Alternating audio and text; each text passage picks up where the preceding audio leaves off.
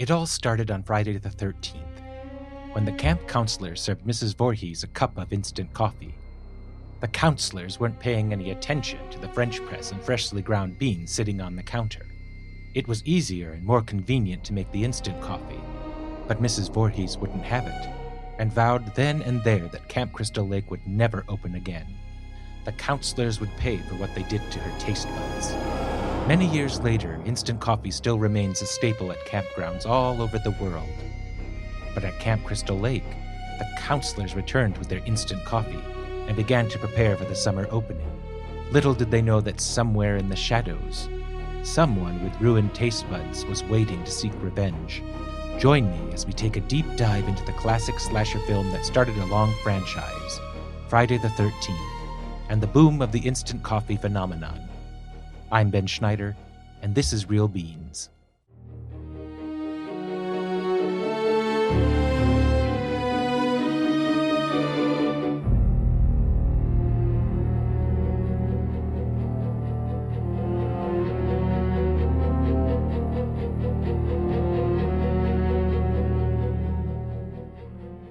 Welcome to Real Beans. I'm Ben Schneider, and I am so excited today because we have a very special guest with us.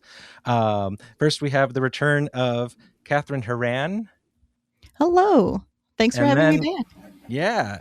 And then we have from Cinescare podcast, Marc Pyskaty. Hi, Marc. Hello.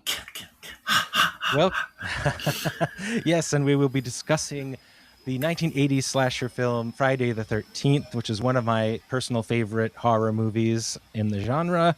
And Marc is a super fan, loves the entire franchise, and wanted to be on the podcast to talk about it. And with the Friday the 13th coming up again in March, I figured this would be a perfect opportunity to have a fun discussion. And for the coffee today, we will be doing Starbucks via Columbia Instant Coffee, because where else would you have instant coffee but at a campground like Camp Crystal Lake? So before we begin, actually, Marc, why don't you just introduce yourself really quick? Yeah. So I am one of the guests, I should say, on Cinescare podcast. They never anointed me and knighted me host as a joke. I've been on the show for over 100 episodes, and they still haven't knighted me. It's been a running gag, but I've been on the host for nearly 5 years, and it's a great podcast. Matthew Speak and Joe Jans, my fellow quote unquote co-hosts, they invited me on 5 years ago to talk about Friday 13th, and they made the bad decision of bringing me back the next episode. And then they made a horrible decision to say, hey, you want to be a permanent guest on Cinescare? And I said, yeah, why not? Sure. So it's a great podcast. Go check it out. Thanks for plugging us. And I'll have a link in the show notes for anyone who wants to check it over there.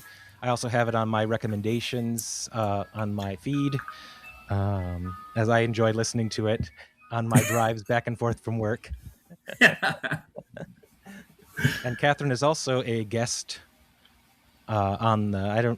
I'm not sure if you consider you a permanent guest or. I think Kathryn's a host. I think they've already anointed her as a host. they just threw me into the gutter. But see, as a guest though, you have to be treated better because you're the guest. No, that's not the case. I'm the Jerry Lewis. I'm the Jerry Lewis of the podcast. They like making fun of me. They love it. You're the comedic relief. I am, and I enjoy that role. I enjoy it immensely. It's a fun role to have. Yeah. I could screw up and it'll be fine. That's what they want. Exactly. Great. All right. So let's jump into the coffee. So we have an instant coffee from Starbucks. It's a Colombian brand. And I'm just going to give a little bit of a history of instant coffee because it's kind of fascinating. The earliest is in England in 1771. And it started to become a very popular commodity at that point, where people they created these little discs that they would put. Oh! I see Kathryn was drinking. She's gagging on it. She's literally gagging on it. Coffee person. You're not a coffee person? Are you serious? I'm not. I like coffee like I like my alcohol, where I can't taste it. Oh my goodness! Oh right, I forgot to bring milk. I keep forgetting to bring It's just milk. black coffee. I made her drink black coffee the last time. So that's my review. It's hot. I love black coffee. Black coffee just straight up. You injected in my invented it. veins. Yeah, it's the only way to drink it. It's really the only way to drink it. If you want to get that full flavor of it all. Mm-hmm. So yeah, it started in England. That's what they claim to be the earliest of it. And then in 1890, they patented it. And then it really took off in World War I, as soldiers needed some form of caffeine to get through the fighting. Poor Kathryn. She's drinking a Coke Zero to get the taste out of her mouth. Oh my gosh. My God. My God, woman. Well, it's funny because after World War I and then World War II, it was the military bought over 1 million cases of Nescafé, which is probably the most popular brand of instant coffee that you'll find on the market. It's been around for years. And yeah, instant coffee is something you would bring on a camping trip because you don't always have access to cafes or coffee shops nearby. You just have your fireplace, or you have your stove if you were lucky enough to have a cabin with a stove in it, like the counselors in Friday the 13th have their whole mess hall. Yeah. And and this Starbucks coffee began its journey about 20 years ago. It was a research project, and they were experimenting with coffee extraction techniques in their labs, and then they put it aside for a minute, Starbucks, and then Howard Schultz, the CEO of the time, brought it back in this instant coffee project in 2008, and then it finally launched in 2009. So it has been around for quite a long time. They come in these little pouches that are easy to pack in your camping bags, and all you need is just one. It's individualized. They also come in a bigger can, so if you want to have something that's a little have more scoops and things, you can get that as well. Yeah, and we've already started the tasting process, and we see Kathryn, her response to it, because unfortunately there's no cream or sugar to put into it, so she gets the full flavor. And as we know, Starbucks does create very bold coffees that can sometimes be a little overpowering to the taste buds, and this Columbia is no exception. Yeah, it's I don't think it's bitter at all. I think it's actually quite smooth. Yeah, it's not too bad. Not too bad.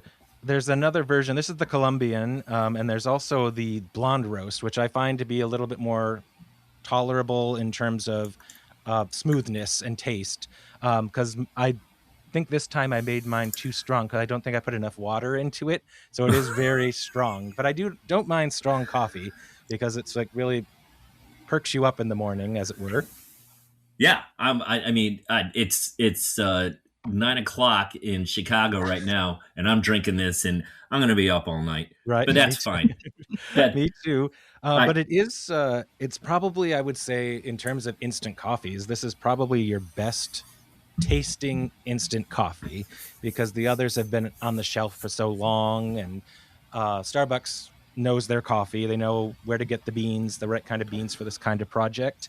And yeah, it's very smooth. I'm very surprised that the Colombian is smooth.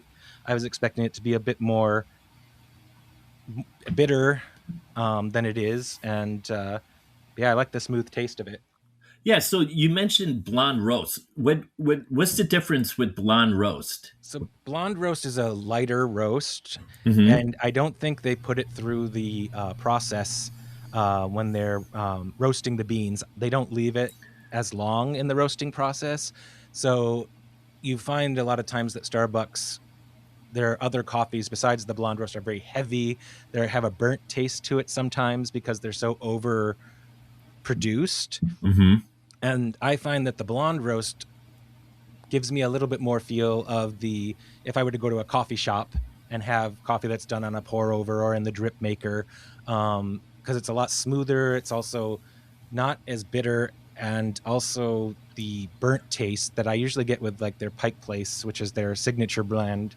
Oh, I've had that. Yeah, they can be good. very overpowering, and a lot of people just for I'm not talking in terms of like the espresso drinks. This is more of just the drip coffee that they provide each day, where you can just go in and get your coffee and leave. Those are usually the ones that are so bitter, so burnt that I usually can't enjoy their coffee. But the blonde roast that they create is the one I go to for anytime I need to just get a black coffee, because it's a lot smoother and easier on the taste buds than the other blends that they have. But I know a lot of people do enjoy Pike Place, and they like that burnt taste to it. Sometimes I akin it to what Folgers and Maxwell House can be sometimes when you're creating that. Do you remember that coffee? You look old enough. Do you remember that coffee? Fill it to the rim with Brim coffee. Brim coffee. Brim coffee. Brim coffee. I'm gonna have to look that up. It's not ringing a bell. It doesn't mean it wasn't on the shelves. Like it was back in the 80s, and literally like the tagline was "Fill it to the rim with Brim," and it was like this instant freeze coffee that you just scoop it and put it in hot water and mix it up, and it was super popular for a while.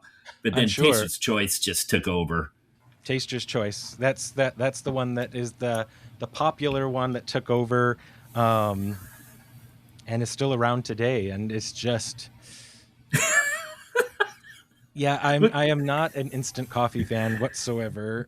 Even with I don't usually buy the Starbucks because I want to have my whole beans. I want to grind my beans and get the full flavor out of it. And I mean, my shelves are just chock full of just different coffees. I keep buying coffee, and it's like, I gotta drink these sometime. I used to do the Taster's Choice, and I'd put it in hot milk, and I would mix it up, and then I'd drink that right before I'd go off to like high school, and that was my way to go. That was way before Starbucks. That probably would taste better. A lot of times if I find that coffee is at least overpowering or too bitter, or to a point where it's just not drinkable for me, I'll preface that by saying for me, it's not drinkable. I'll put cream and sugar in, but that's when you know, if you're with me, that I know that I'm saying the coffee is bad. Because I'm masking the flavor of the coffee. But everyone, Kathryn likes with cream. My dad drinks it with cream, but I find that with the black coffee, I get all the flavors that I want out of it. Plus, my grandmother taught me how to drink coffee at a young age, so I was like probably 5 years old when I would drink her cold coffee sitting there. Oh wow! And she drank it black, so I was like, I got used to it at a young age. So yeah, you got addicted real early. Drinking grandma's cold coffee. Oh yep. My gosh. Yeah, so that's, I mean, in a nutshell, that's the instant coffee journey. And with Starbucks, decent coffee if you need something quick, especially if you're out camping and you don't have all of your fancy equipment to bring with you. Nowadays they do have, it's called an AeroPress, which is a small plunger type machine that you can take with you anywhere. It's small. You can create your espresso drinks with that easily. And that's available now. That wasn't available back in the day when instant coffee was really a huge commodity. But yeah. Excellent.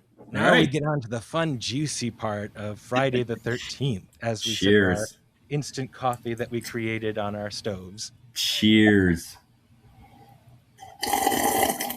Okay. Good to the last drop, as the saying goes.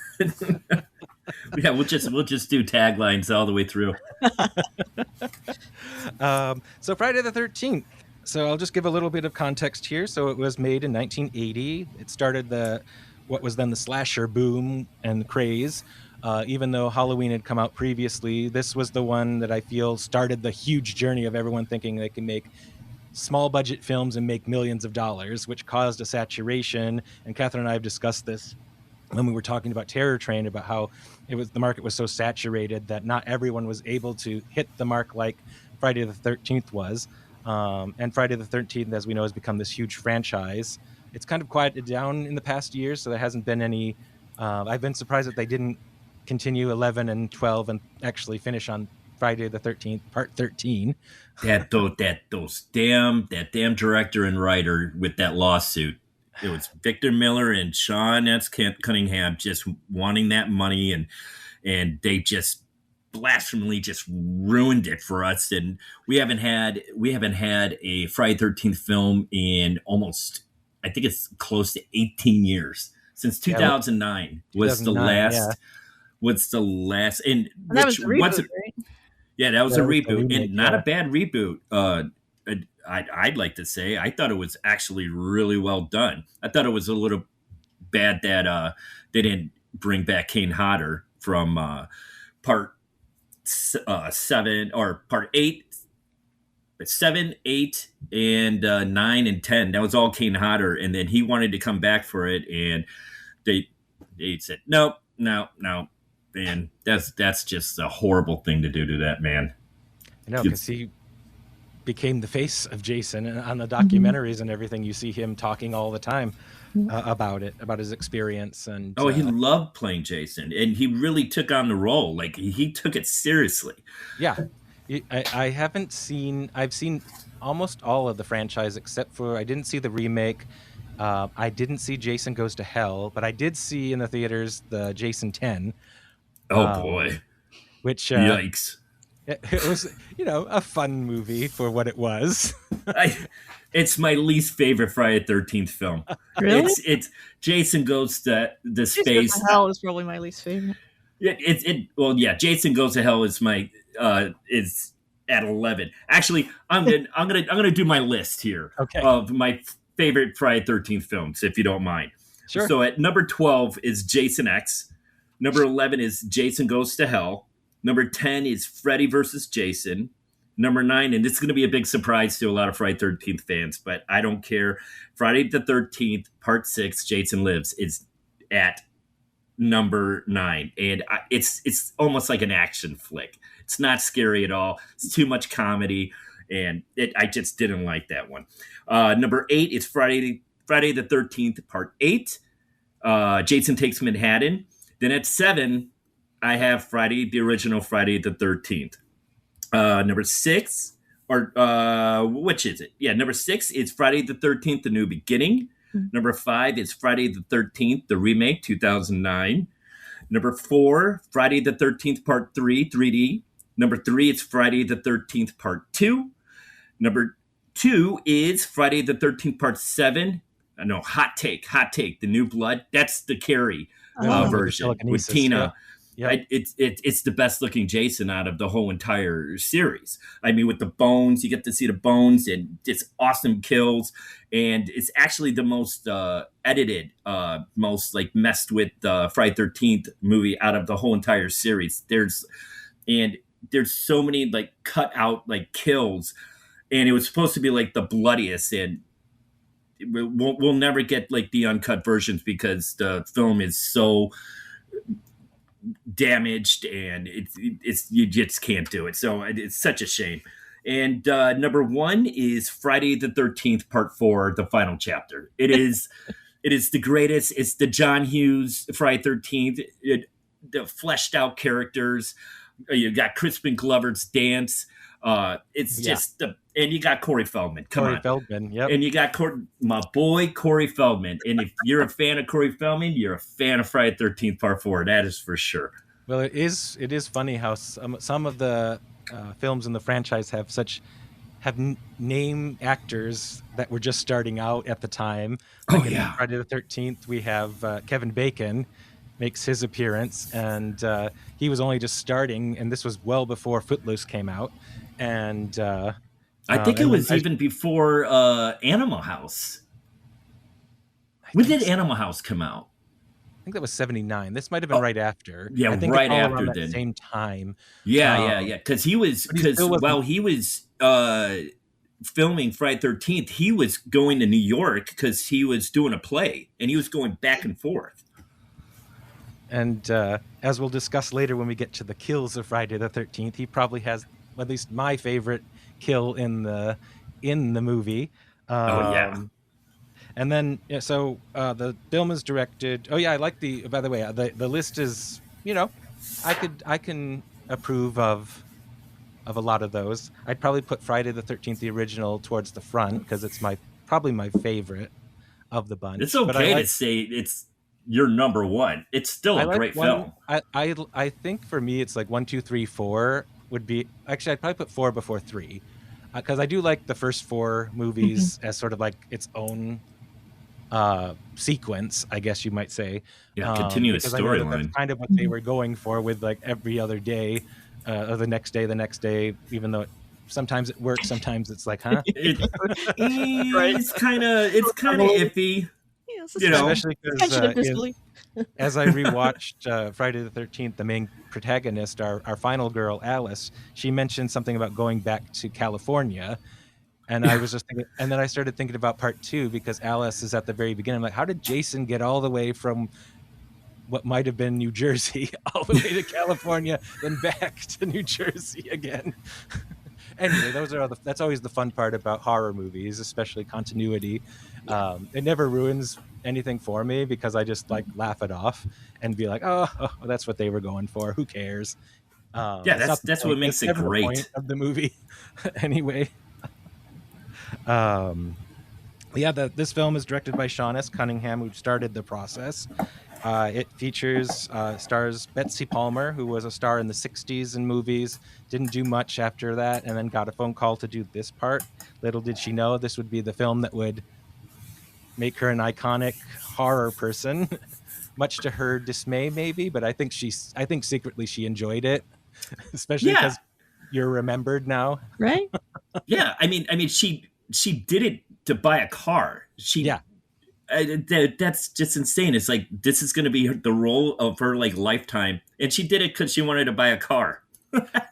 I mean, it's a good reason to sometimes take a job, I suppose, if you need something really bad, especially like that. And what was the car called? A Scirocco, which they don't make anymore. Right. I think she said she had a Mercedes, which broke down, and then she got a Scirocco. And I was like, okay, I don't know much about a Scirocco, but I didn't even know it was called a Scirocco. But what does a Scirocco look like? Yeah, I wonder if she still has it. I can't say I'd ever heard of it as part of the automobiles that I grew up with. If it was like a Mercedes, it might have been a luxury vehicle. Look it up, Kathryn. I'm working on it. Atta girl. How do you spell it? And while she's talking about it, we'll go back to Betsy Palmer, and she is the life of this movie, especially at the end when she's revealed as to be, as spoiler alert for anyone who I don't know would not know this, but she's the killer at the end as Mrs. Voorhees, Jason's mother, and she gets some kick-ass scenes at the end. Oh my God, does she? Oh my God. It's a Volkswagen. A Volkswagen Scirocco. Interesting. It looks like a gremlin. It's definitely an 80s car. Definitely. Yeah, kind of. It looks like something that has... It's ugly. Yeah. But, Wow, so that's so 70s, 80s. I love it. I drive that.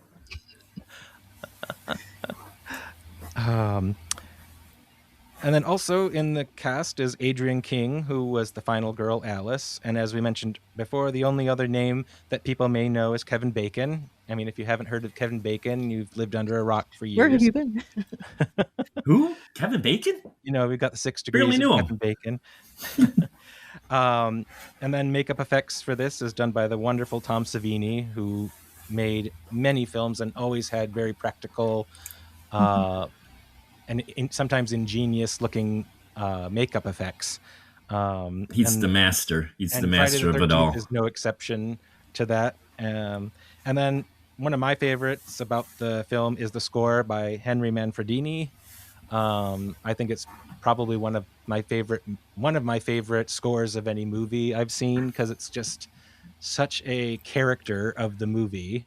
Mm-hmm. And Without it, I don't think it would do as well as it did.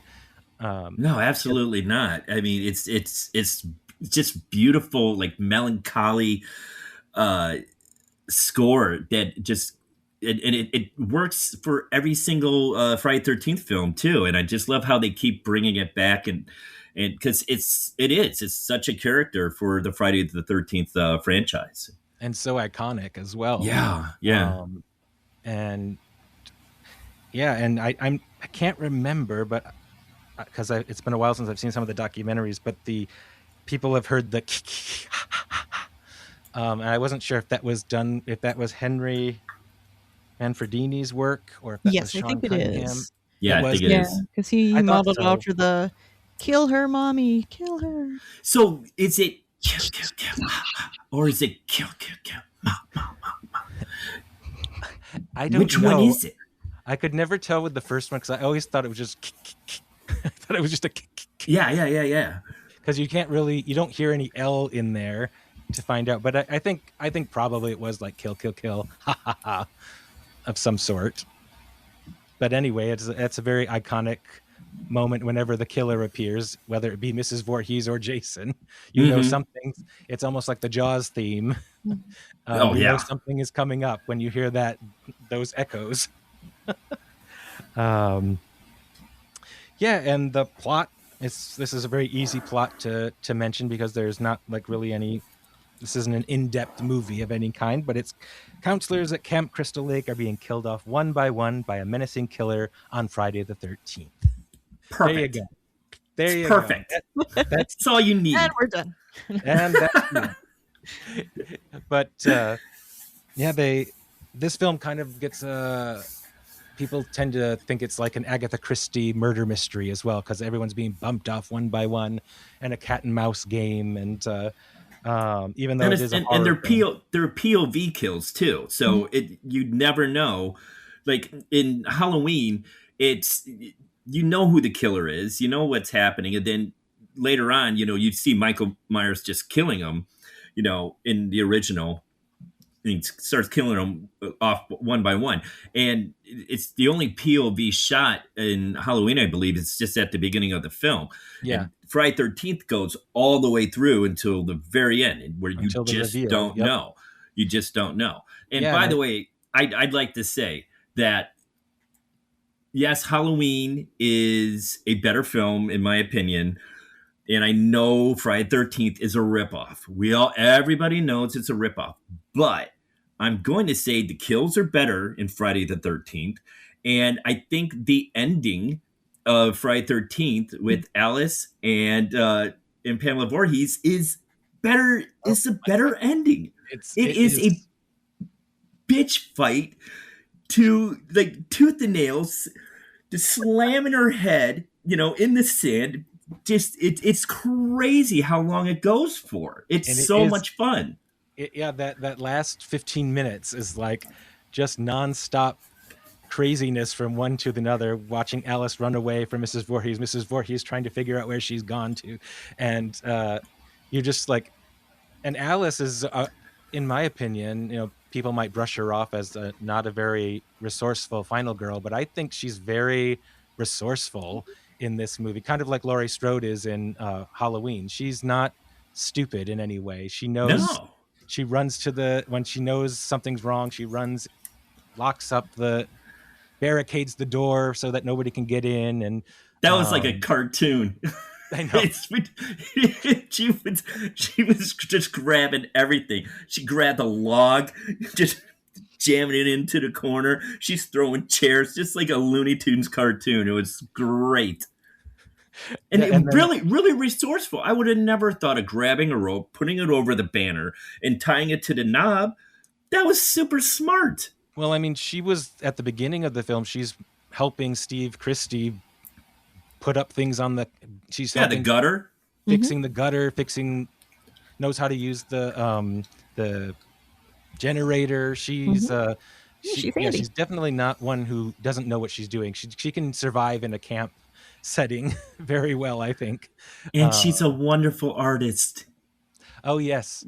That's that I was talking a little bit with Kathryn today about how I noticed a few hints of character development happening in the script there, where we kind of like hear about, her art work and thinking like she's got to go back to California to work something out, and it's like we don't ever know what that is or where it's going to. But perhaps if they had written a little bit more of it and maybe added another 15 minutes, you might have gotten some more information. But again, this isn't the type of film that needs to have or wants to have all this character development.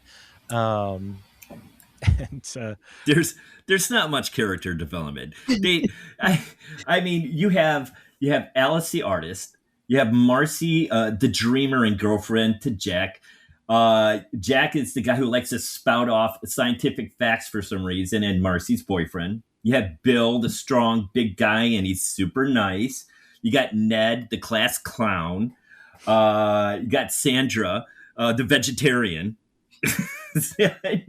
Who else? Steve Christie, the new owner of the Camp Crystal Lake, who's a little creepy, in my opinion. At the very beginning, the way he like tried to brush Alice's hair after her hanging up the gutter, it was so creepy and like. And it was one of those moments where you're like, "Are they a couple, or are they a couple, they seem like they were?" But then she like has more chemistry with Bill. Yeah, I was like, "Go, Bill, go!" I know. I'm like, I definitely would wander off with Bill before I'd wander off with Steve Christie. For sure. I mean, Steve Christie, he had a 6-pack, but come on, Bill's bigger and it's super nice and not creepy.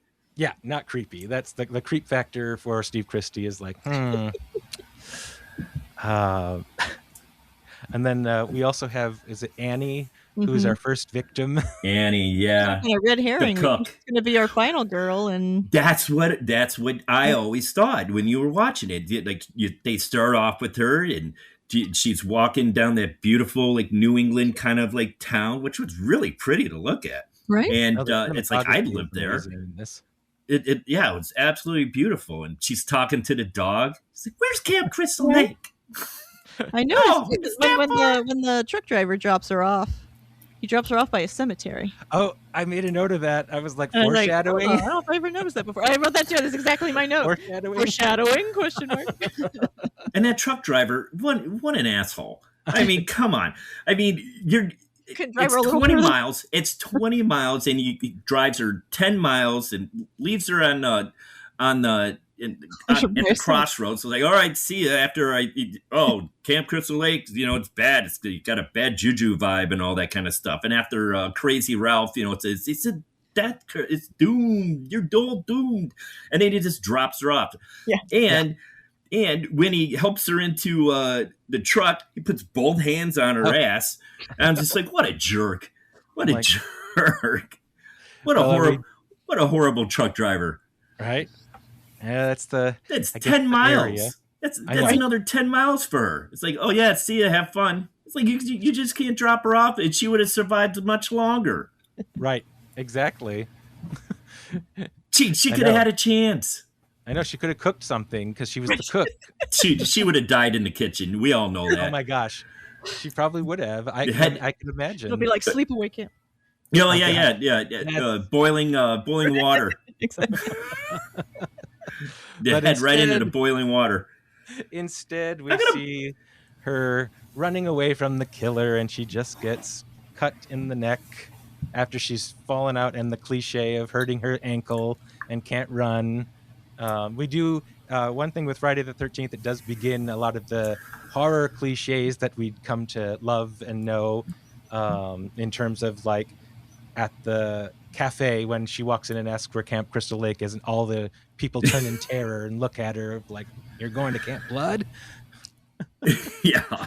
And then, falling and hurting her leg and not being able to get away. And that's at one point you're watching and you're like, maybe she will. She's not that far away from Camp Crystal Lake. Yeah. But I mean, didn't drive that far past.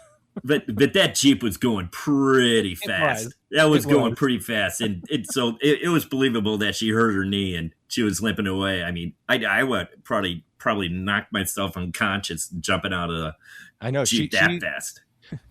Although she probably would have preferred to be knocked out by the like hitting a rock or something rather than being chased and then decapitated by Mrs. Voorhees. Yeah, Tom Savini sliced to the neck. Yep, and that's our. Well, technically, it's not really the first kill in the movie because we have the camp counselors we see in the flashback. Yeah, Barry and Charlotte. They have names? Oh yeah, I know. It's like, what? They've got names? They never mention it, but I guess so. Barry and Charlotte, and Barry just put in the moves on Charlotte, singing "Kumbaya" and "Hallelujah." And he's just staring at her like with a sexy. I'm just like, yo, bro, come on. It's like, how? Yeah, but she's also smiling back at him while singing and being like, It's so corny. It's so corny. It's like, all right, so that's what they were doing in the 50s, huh? That's the way to pick up a girl, just singing by a fireplace, singing "Hallelujah" and "Kumbaya." Yep, and then up to the hayloft after that. Yep. But not for long. Not for long. This is Voorhees, I mean, that's just the way it goes. Yep, exactly. Because we've got to have our title card, which is a fabulous card, which is a great title card. It's so good. The Friday the 13th title is just coming up right at you and then smashes the glass. Yup. It's perfect. It's great. And they continued it. They did the same title card for part 2, and then part 3 didn't do it. Right. It was a 3D one. Yeah, that was the 3D one. Yeah, and then part 4 did it, and then I think that was it. No. Part 5 did it too, but that was with what was it? It was the hockey mat smashing. Right. Yeah. Well, I think what makes the title card also very effective is the fact that it's not in front of you coming at you. It's coming from this odd angle that's just zooming up at you, and it makes it kind of unnerving a bit because you're the lower right hand corner. It's just it's coming. It's just like, huh? You most title cards you'd see it come in front of you and forward, whereas this was much more effective for being this kind of this horror film. Just really making it unsettling as after we've just seen the 2 kids get killed, and now we're on to the actual movie in the present day, as it were. And so then the camp counselors all arrive. We've got, as you said, Ned the class clown, who's just goofing off every which way he can. He's still got he's got a heart of gold. He's still a very nice guy. He's not doing it maliciously. Except for maybe when he pretends to drown. Right, and then he sticks his tongue down Sandra's throat, because she's trying to do CPR, trying to save his life. That's a shitty move. Yeah, and he is one of the more hornier counselors, I think, there as well. Nobody was interested in the poor guy. He wasn't ugly. No. He just needed a better personality. Yeah, just a little bit. He could still have been like a goofball, but I think it was some. And we find this in a lot of '80s movies with this style of character, being a little bit horny and wanting just going after women because they can. But as we know, then Ned is our second victim, I think. Yeah. Well, that would be the. No, he'd be the 4th because Annie died before Ned. Right. And so we're in the campground. We're starting off trying to get everything going, and Steve Christie departs and leaves everyone behind. Which he said he was coming back right after lunch. Right. And the next time you see him, he's at a cafe, eating or drinking some coffee. It's like, yo, bro, it's way past lunch. Right in the middle of a downpour and storm. But, and so during this time, we start seeing the camp counselors get bumped off one by one in various ways. And what's interesting with Friday the 13th is the kills are very much center stage in a lot of this, especially because when you've got Tom Savini, you really got to go for it. And so The characters, they all get killed off in a variety of ways. Annie with her throat cut. Jack, who's Kevin Bacon's character, gets a spear right through his neck, which is a very effective moment, and a jump scare, which I have to admit, as much as I've seen this movie, I still jump at that point, even though I know it's coming. Yeah, that arrow going through is just it's the hand going over his forehead. Yep. That's what freaked me out. It's just like it just came out of the blue, and then it's like it's like the most horrible kill like in the whole entire film, and with the blood pumping and all that. The person that was doing it, he was blowing in a hose, and whatever the blood mixture was, it was kind of like a burning, kind of like acid, and burned his mouth. Oof. And he had like blisters on his lips and inside of his mouth from it. Oh dear. The things we do for art. Yeah, guerrilla style filmmaking. That's what you do. It's like they don't know. Oh, just blow a hole in it. Mm-hmm. Blow into the pipe, and we'll see what happens. Right. And then Marcy has also, I think, probably my second favorite kill that we get to see. She's in the bathroom just getting ready for bed and going back to see Jack, but she hears something and says, "Hello, anyone there?" and goes and searches around, doesn't see anything, but the audience sees an axe come up in the shadows, which I love that moment, that film part. When it hits the light. And it hits the light, she screams and gets right in the face, and you see her fall back. It's very quick, very fast, but it's also it's just such a memorable moment, especially because the tension. Yeah. You know what's coming, especially after you see the axe come up in the shadows. Yeah. And you're just like, Marcy, why did you have to go in there? And yeah, it was super creepy. Also, an honorable mention for a creepy scene was with Ned when he was going up to the cabinet, and you just see Mrs. Voorhees just like the back, but I mean you could hardly see it, but it's just like a little silent silhouette figure just turning and just going into the doorway, and it's just so well done. It is so creepy. Nothing said. It reminded me of like Mrs.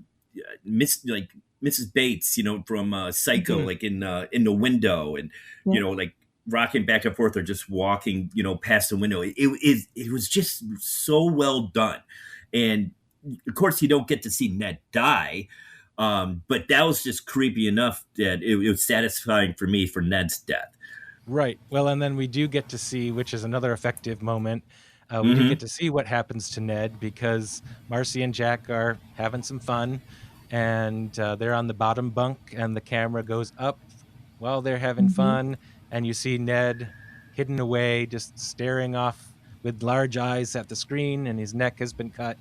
And while that's going on, you're cutting back to Marcy and Jack, and you're just thinking like, oh, God.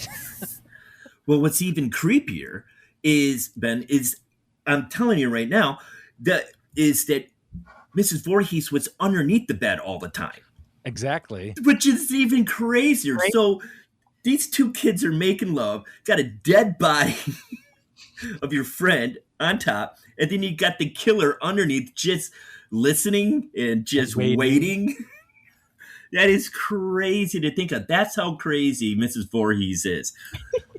It's true. She is, she's definitely a crazy, as we'll get to when we get towards the end of the film when she's introduced.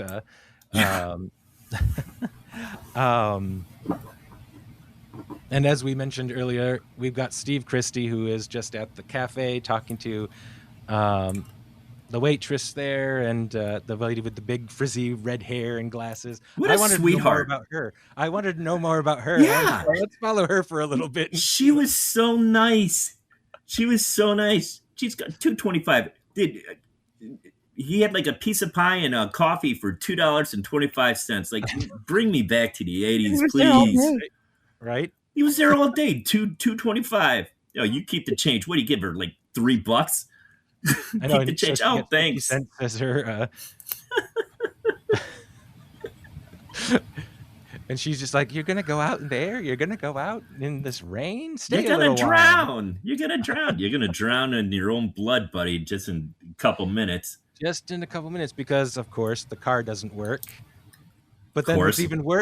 what's even worse is he's picked up by one of the police officers who he knows, and they're almost to Camp Crystal Lake when the cop gets a phone call for an emergency situation. So he drops Steve Christie off in the rain. Well, it's not raining anymore, but he's in the middle of darkness, close to Camp Crystal Lake, and the police just goes off. And I'm like, man, just like Marcy, Or Annie. sorry, Annie, with the truck driver. It's like if only they just dropped them off.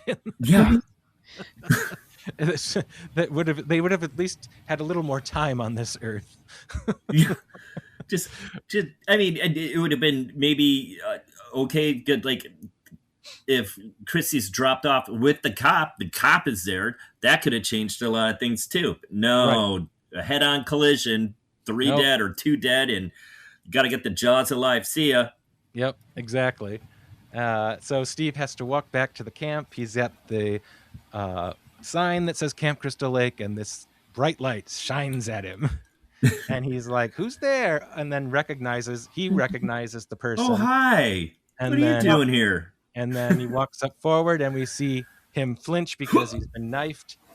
And then now we're with. Well, I guess I've jumped a little bit because before all this, we have a fun little game of strip Monopoly happening. Yeah, Before that is a weird game. which I was sort of like, okay, I could see, you might have some fun with that. Sure, whatever. It's a long game, though. I mean, can't you just play poker, strip Right. poker? Right, Hey, let's play strip Monopoly. That'll be 5 hours, please. right. But of course, that's interrupted by the storm, and so they decide they're going to break up for the night. And what was her name? Sandra? Sandra goes back to her cabin, and she is just minding her own business, reading, and suddenly we hear this scream of "Help me! Help Oh, me!" creepy. So creepy. And she's just like looking at who's there? Anyone? And then she keeps hearing the "Help me" cry.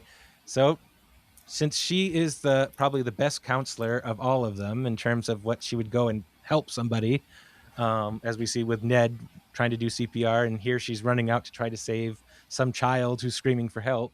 Mhm. But unfortunately, she wanders into the archery range, and even though we don't see it, we hear a blood-curdling scream mixed with the thunder, and Sandra is no longer with us. No longer. I only assume that she was hit with an arrow of some sort. I'm guessing because, like, when you see her next, she's tied up, and it looks like she went through the ringer because I mean she was bruised, bloody. I think maybe she got hit by an arrow, and then maybe it didn't do the job, and Mrs. Voorhees just had her fun with her. Yeah. We don't see anything, so it's only in our imagination about what could have happened. And that's okay. That's okay because that imagination makes it even scarier. I agree, especially because we don't know what happened.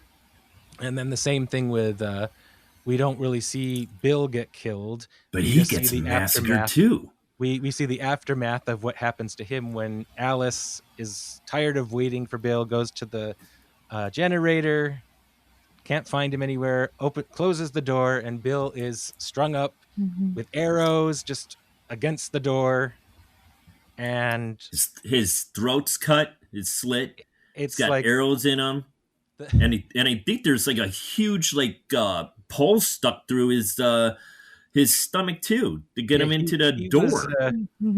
Poor Bill. Poor Bill. It's like he was also one of the nicest guys there, so it's like these nice people are just being bumped off because of a psycho killer. That's what you get for killing that live snake. Yeah. Oh yes, that snake. Oh yes, I had a question about that because they ransack Alice's room, and I'm like, oh, now where's she gonna sleep? Doesn't matter. She ruined your whole. What's that? Doesn't matter. She might be dead soon. I know, right? So Alice, after she discovers Bill, we get this wonderfully blood-curdling scream that she has. She has quite the set of pipes. Mhm. Definitely in the running for as a scream queen. Sure. I would say, just because it's so blood curdling. And she runs back, barricades herself into the main cabin. And while she's waiting there, she's trying to figure out what to do. She looks for a weapon, but only can find a little like pitchfork, small utensil, and a baseball bat. She does grab the baseball bat. Yeah. So I'm like, okay, good. We're seeing the resourcefulness that she has there. And then she looks out and she sees these two headlights coming down and realizes somebody is coming down the driveway.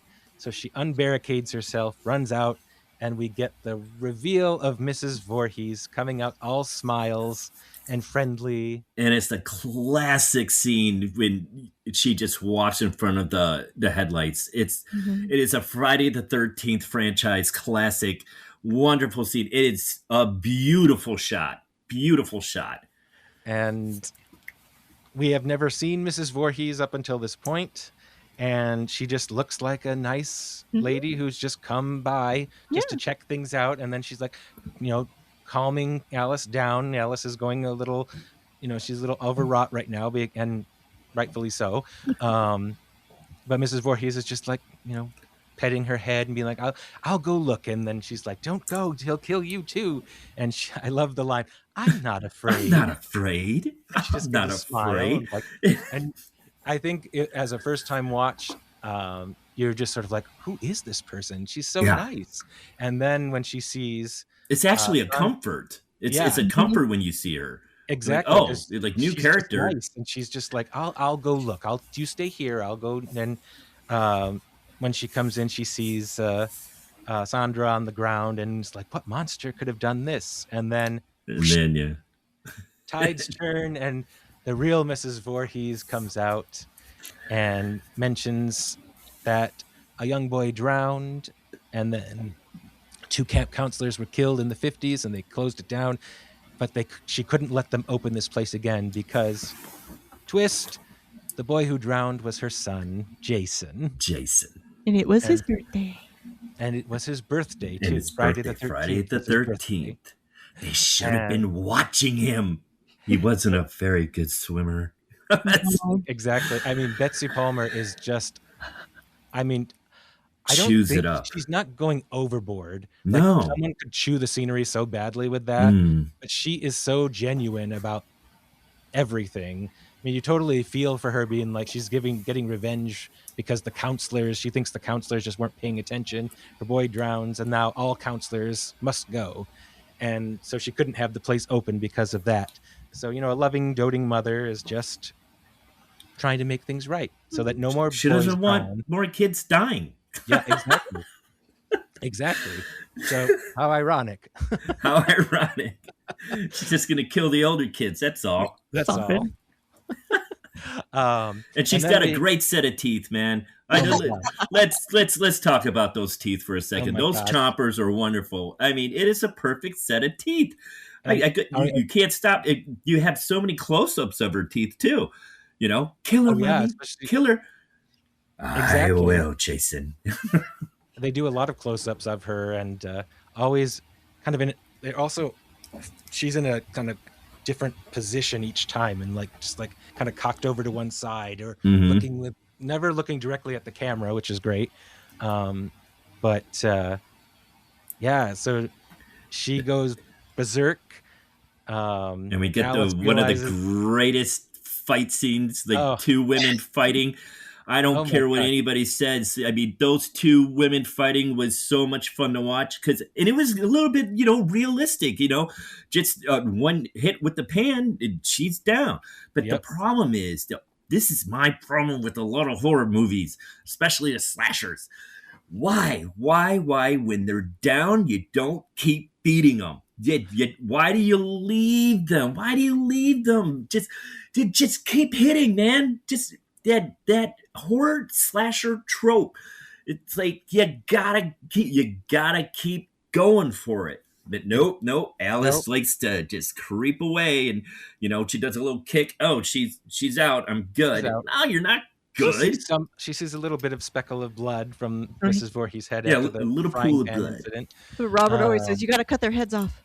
Right. Don't leave them alone. You got to cut their heads off. Gotta just shoot him in the head. Right.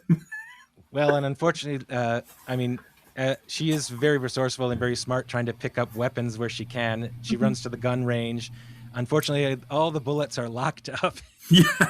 So she has a gun, but no bullets. As they should be. Exactly, Kathryn.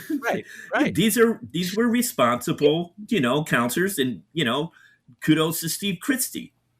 Exactly. I mean, and, she tries to pretend that she's about to shoot Mrs. Voorhees, but Mrs. Voorhees doesn't care. Yeah, even the beginning of the fight, Alice is throwing things, and she's just blocking. And then the last throw, she just lifts her head, throw that at me. She just hit me in the face with it. Unstoppable here. Oh my God. And from what I've listened to, because I was listening to some of the documentaries, but also I came across a bit with Adrian King talking about the fact that since there were no stunt people, they were doing all of the stunts that were happening. And that Betsy Palmer was like, we've got to make this look real, because I don't want it to be phoned in. I don't want it to be fake. So she taught Adrian how to be a fighter, pretty much is what Adrian said, because Adrian was sort of like, I can't do that. And Betsy Palmer was like, no, we have to make this real. And so she was pushing her around really hard and you've got to fight back. I love that. You see it. I mean, that's why I think it's that the fight is so great, because both of them are just. She's trying. Betsy Palmer, Mrs. Voorhees is trying to get Alice. Alice is defending herself, trying to get away from this crazy woman, and it's just each one of them have their moments of just knocking each other down or. Wrestling Alice to the ground and just smashing her into the sand. And I love that. I love when she did that. That was so great. And I love the backhands that she was just doing to Alice's backhanding. So great. So great. Mean, talk about no wonder Jason is so strong and crazy. Got it from his Mrs. mother. Voorhees is nothing to scoff at. I mean, she killed big old Bill. Yes, killed Bill. Exactly. She's no joke. Exactly. And apparently Jason was watching all this, and he was watching his mom just post bodies up to the doors and hanging up on trees. That's where he learned it from. That's why he was doing it all that. It's all a continued story, guys. What do they that's say? Why it's great. That's why Friday the 13th is so good. It's like mother like son. Like mother like son. Exactly. I love it. Love it. I'm getting goosebumps right now talking about it. Going back to that Psycho connection too, Mrs. Bates and Norman Bates, Yeah, it's great. And then as this fight is continuing, Mrs. Voorhees somehow has a machete, is trying to get after Alice, but loses it. And as the fight continues, Alice gets away from Mrs. Voorhees, runs and grabs the machete. And we have this excellent slow motion and with the score going. Mrs. Voorhees looks up and has this scared look on her face, oh my God! And then whack, off goes the head. Oh my God! This stupid little girl that I've been fighting with 15 minutes, she's got the best of me. She sees it. She's like, oh my God, I've lost. And then we have the great, even though it's probably not realistic, her hands are making these fists curses, even though she has no head attached. You see the hands making these fists of I've lost, and then down she goes. Yeah, which I think works really with the hair on the wrist too. They forgot to shave. It was the guy's. It was a guy's wrist with the hair on there, and I'm glad they never touched it up and fixed it. If they did that, I would be so upset.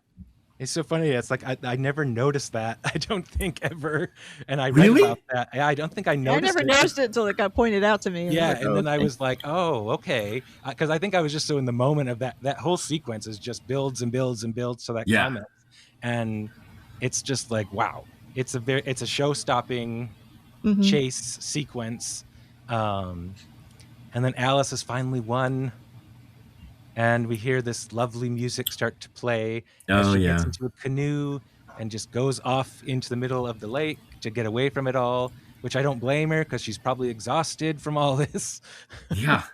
And we see the next morning, the sun comes up, and this music is just this lovely, serene, happy music playing. It's just swelling. We see the police come and call out to her. And then, Mark, what do we get?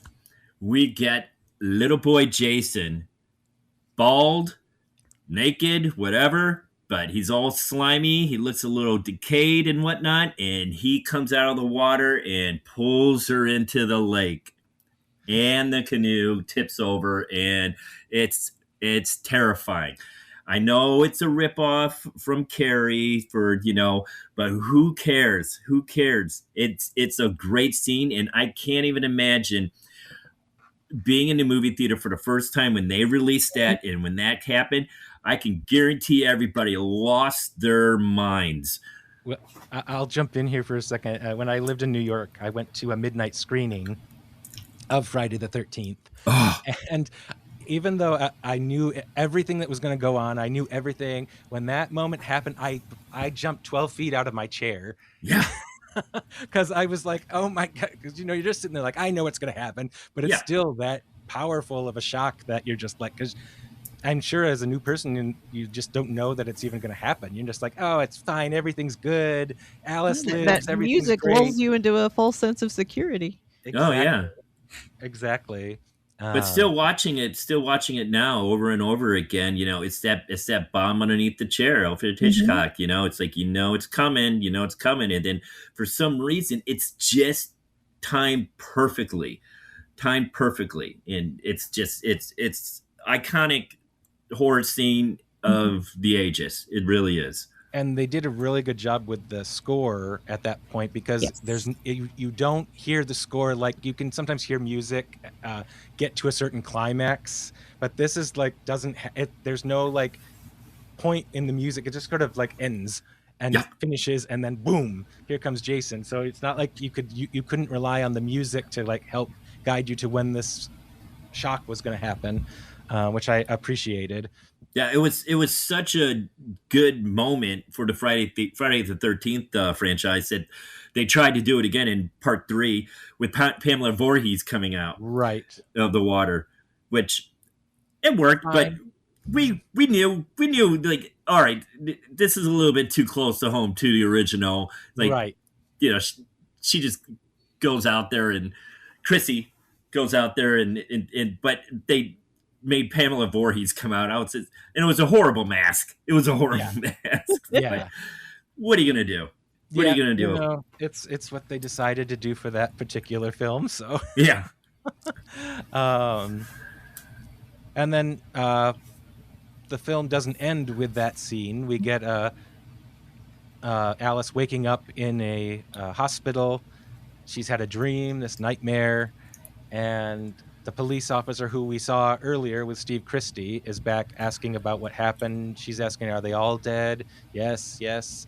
And then she's like, what about the boy? And they're like, what boy? The boy who pulled me in the water. And they're like, we didn't find a boy. And then she turns and says, then he's still there. He's still there. And we have a cut to the serene waters of Camp Crystal Lake. And that's the end of the film, with Henry Manfredini's beautiful, happier song playing under the credits.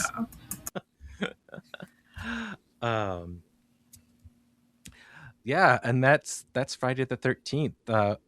I think it still holds up really well today. It doesn't feel dated to me. I think the special effects still hold up for the most part. And especially the Kevin Bacon's and Marcy's scenes, those are really, really well done. And the beheading of Mrs. Voorhees is amazing. And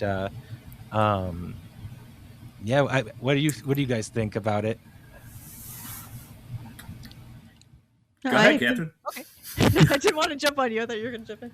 No, I agree. I think it still holds up. It's really good. I mean, and like you were talking about at the beginning with that kind of Agatha Christie, knocking them off one at a time, it keeps that suspense going. You don't know what's going to happen next, especially someone who's never seen it before. it's the suspense of who's going to get killed, how are they going to get killed, where are they going to find their body. And even if you do know the ending, just this movie's been around for over 40 years. Most people probably know the who the killer is by this point, but even if you do, it's still, like you said, you kind of get lost in the moment and you forget about that. So when it does get revealed, it's always a little bit of a, oh my, oh, who's this person, you don't quite see it coming. So no, it's great. I think it was, for a movie that was kind of thrown together in a way, they just did it to make money, essentially. It really is well done, and it holds up well, and it's still one that I return to over and over again. I've watched this movie I don't know how many times, and I'll probably watch it another who knows how many times down the line, because it's always a fun watch. This is definitely on my top 10 horror films that I've seen. Oh, I love that. I love that, hearing that. Yeah, I think I put it when I had a list years ago.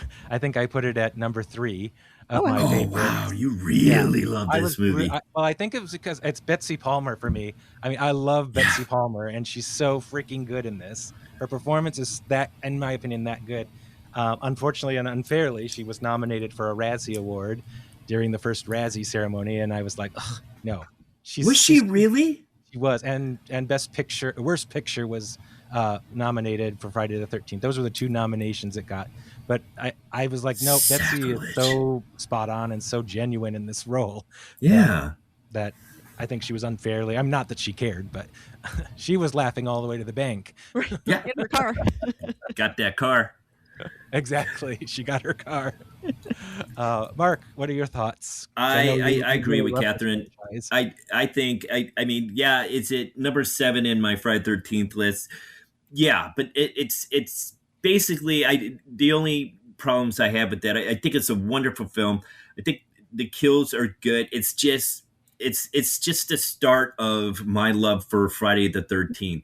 And Jason is more like, the first Friday the 13th film I ever saw was Friday the 13th Part 4. Mm-hmm. And then the next year, Friday the 13th Part 5 came out in the movie theaters, and I was in Indiana for some reason, with my cousins. And my cousin was 18, and he says, "Hey, you guys want to go see a movie?" And I'm like, "Yeah, sure." And he takes us to see Friday the 13th Part 5 in a movie theater. So that was my first horror movie in the movie theater. And it was great because I saw Friday the 13th Part 4, and then I saw Friday the 13th Part 5. So I kind of knew what was going on. And so that's when my love for Friday the 13th just developed. So it was with Jason, and so I started Friday the 13th, the original. That was the next film I saw, and I just worked my way up. So it has my feelings for Friday the 13th is very nostalgic. I love the fact that Kevin Bacon's in it, and it's like one of his first roles he's ever done. Tom Savini's kills are great, and I'm a bigger fan of Friday the 13th than Halloween, and it's just that simple. It's Friday the 13th is my slasher franchise, and I love it, and I hold it near and dear to my heart. I really do. And yeah, it's just a great movie. I'm gonna watch it again and again and again and again and again, because why not?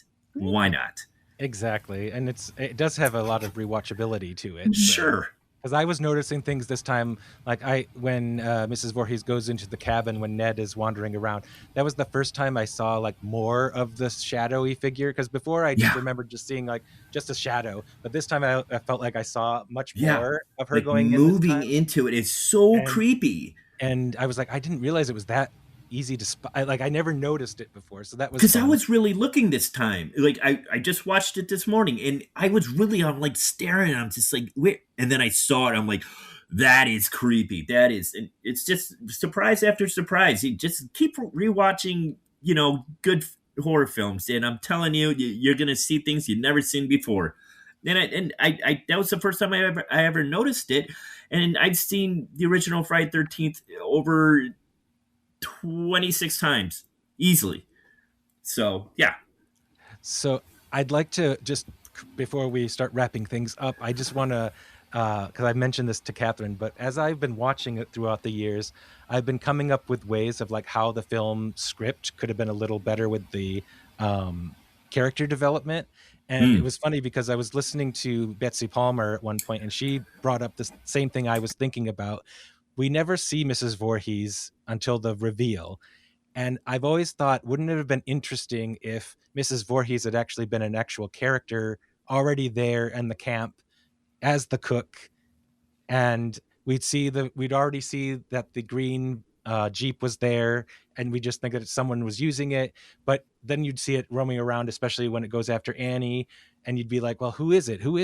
And then I thought that kind of puts her over the edge, Mrs. Voorhees, is when Ned pretends to drown, and that makes Mrs. Voorhees snap more because she's having that flashback of what happened. But that's a great idea. I mean, that's really good. Actually, it would have made the movie better. I love the movie as it is. Don't get me wrong, but I was just sort of like, if there was some more like question mark, like who is it? Steve Christie, because he's gone for a long time. Is it so and so? Is it Alice? Is it Mrs. Voorhees? Like, you kind of have a little bit more of a. So then when the reveal comes, but you still kind of have Betsy Palmer's character be still very nice and caring. So when she does show up again, you don't think anything of it. You don't think anything's wrong until then she's like mentioning about the drowning and the boy, and you're the last one left, as it were. So that's just been on my like wish list of like if I had written the script or something like that. Yeah. I always thought it was Steve Christie when the first time I saw it. I always thought it was him. He just, because of the creepiness of him with the hair and all that. He's also gone kind the of most. A dick. He leaves the camp most, and that would make sense. And then if we knew Mrs. Voorhees prior to this, and Steve gets killed, we're like, oh, it's not him. Yeah. Well, we really went into this quite a bit. This was great. I really enjoyed hearing your perspective, Mark, because it's always fun to have other people to talk about these films, because I don't have too many people in my circles who like horror films as much as I do. And so it's nice to be able to just talk about them a little bit more in depth, and how excited it makes us feel when we watch it. And oh yeah, sure. Hey, there's 3 Friday the 13th this year, so you got another one coming up. So if you want to talk about another Friday the 13th film, I'll be here. All right, that sounds bells and great. whistles. Well, thank you both for joining me on this little journey for Friday the 13th. Thanks for having me. Yeah. And for those listening out there, you can find Friday the 13th just about anywhere for rent, or I'm maybe on Shudder. It might be available to stream. It's one of those films that comes around every so often in the streamers. So they're easy. It's easy to find, or you can find the DVD if you still use DVDs out there. Right now, it's on sure Pluto. do. Yeah, it's on Pluto. What? Oh, Pluto. Okay. Yep, and that's a free service, I believe. Well, thank you all again, and everyone listening. Check out the rest of my podcast at realbeans.com, and also check out Cinescare, where Mark is a guest, quote. And Kathryn is a host. Kathryn is the host. I'm sure Matt and Joe are going to be loving listening to this.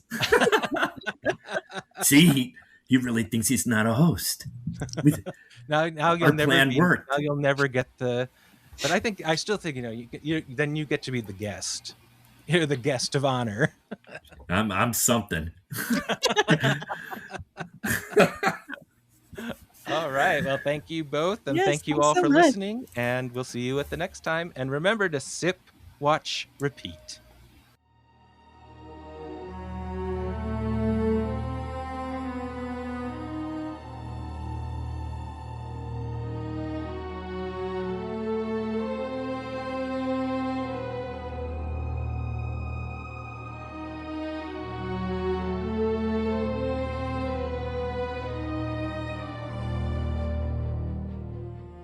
Thank you for joining us on this episode of Real Beans. If you enjoyed our conversation today, we'd love it if you could hit the like button, subscribe, and leave us a review.